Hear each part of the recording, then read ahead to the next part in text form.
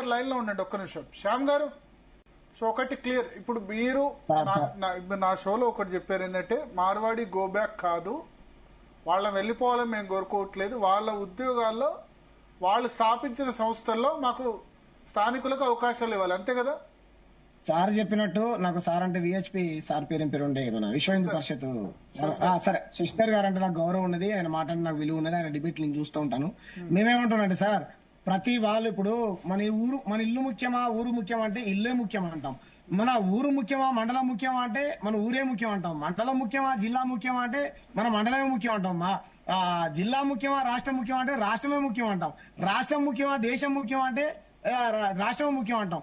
పక్క దేశం మీద ఎక్కువ ప్రేమ ఉండడానికి మన దేశం సార్. ఇప్పుడు ఇదంతా భారతదేశమే సార్. ఇన్ని రాష్ట్రాలు ఎందుకున్నది, ఇంతమంది ముఖ్యమంత్రులు ఎందుకున్నారు, ఇన్ని జిల్లాలు ఎందుకున్నాయి, మండలానికో ఎమ్మెల్యే ఎందుకున్నాడు, గ్రామానికో సర్పంచ్ ఎందుకున్నాడు? అధికార వికేంద్రీకరణ కదా, ఎవరి వాటా వాళ్ళకు దక్కాలని కదా. దీంట్లో విచ్ఛిన్నమే ఉన్నది సార్. ఇది గమ్మత్తున్నది. ఇప్పుడు స్వర్ణకార అన్న ఉన్నాడు అంటే ఆత్మహత్యలు చేసుకునే వాళ్ళందరూ మనుషులు కాదా? వాళ్ళు ఈ దేశ మూలవాసులు కాదా? వాళ్ళకు ఇక్కడ వ్యాపారం చేసుకున్నటువంటి హక్కు లేదా? వాళ్ళని కాపాడాల్సినటువంటి బాధ్యత ప్రభుత్వాలది కాదా?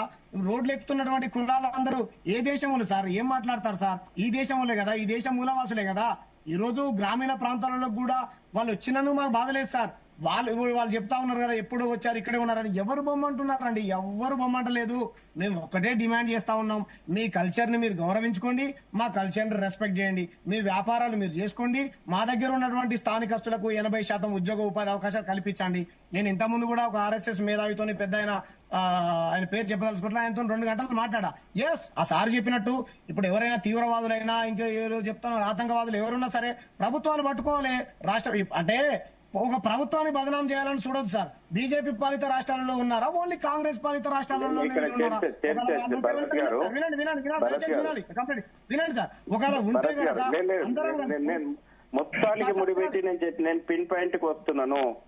ఏ కుటుంబం అయితే భావనను నువ్వు మాట్లాడినావో ఆ కుటుంబం, ఈ దేశమంతా నా కుటుంబం అనేటువంటి భావజాలం ఉంటే ఈ రకమైనటువంటి ఆలోచనలు రావు. 2, ఖచ్చితంగా ఉన్నటువంటి ఈ రకమైనటువంటి వ్యవస్థలో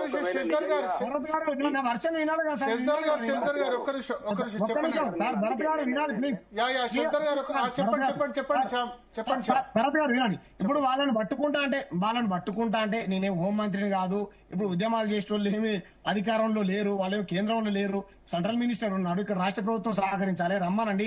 కేవలం వీళ్ళ పార్టీ అధికారంలో లేని దగ్గర మాత్రమే వీళ్ళు ఉన్నారా? మిగతా చోట్ల అన్ని చోట్ల ఉన్నారా? ఉంటే కనుక 100% వాళ్ళు వినండి సార్, దయచేసి వినాలి.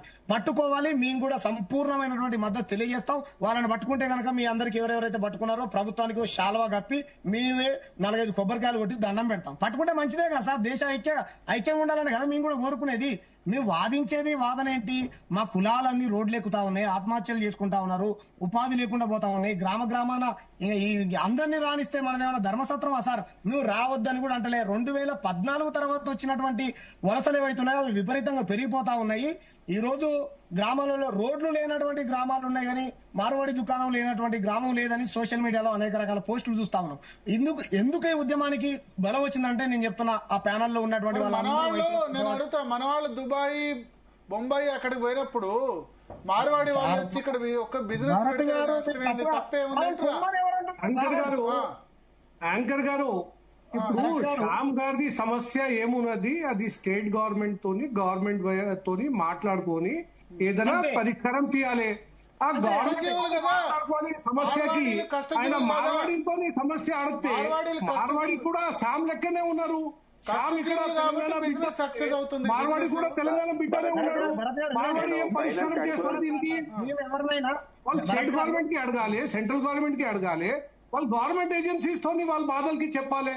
వాళ్ళ బాధలకి గుజరాతీ, మార్వాడి, బిహారీ, యూపీ ఎక్కడి నుంచి తగ్గుతాడు? ఆయన కూడా మీ లెక్కనే ఉన్నాడు. మీకు ఏం సమస్య? ఏమంటాడు? తెలంగాణ వాళ్ళు తిని తాగుతారు, మీరంటే పొద్దున్న 5 గంటలకు లేస్తారంట, మాకు పని చేత కదంట. అంటే ఏ రకంగా ఎవరు చెప్పలేదు ఈ మాట? ఎవరు చెప్పలేదు? ఎవరైనా పొద్దుగల 6 గంటలు లేచి పని చేసుకోవచ్చు, ఎవరైనా రాత్రి 11 గంటలు పని చేసుకోవచ్చు. మళ్ళీ అందరు సామాన్యంగా పని చేస్తే ఎవరికి పని ఎందుకు దొరకదు? ఎందుకు బయట వాడికి దొరుకుతుంది? అందరు పని చేసుకోవాలి, అందరు కష్టం పడాలి, అందరు కాంపిటీషన్ లో నిలబడాలి. తప్పు ఏముంది దాంట్లో? మీ సమస్య శ్యామ్ గారు ప్రభుత్వం దగ్గర పెట్టండి. ఈ ప్రభుత్వం సమస్య మా నెత్తి మీద పెట్టుకొని ఈ మార్వాడి, గుజరాతీ, యూపీ, బీహార్ ఈ అన్ని చెప్పేది మంచి పద్ధతి లేదు. ఒక మాట శ్యామ్, అవకాశం ఉందా? ఇస్తా, ఒక్క నిమిషం శశిధర్ గారు. కనెక్టివిటీ లేదు సత్యనారాయణ గారు, అది ప్రాబ్లం. మీరు యా చెప్పండి. భరత్ గారు చెప్పండి.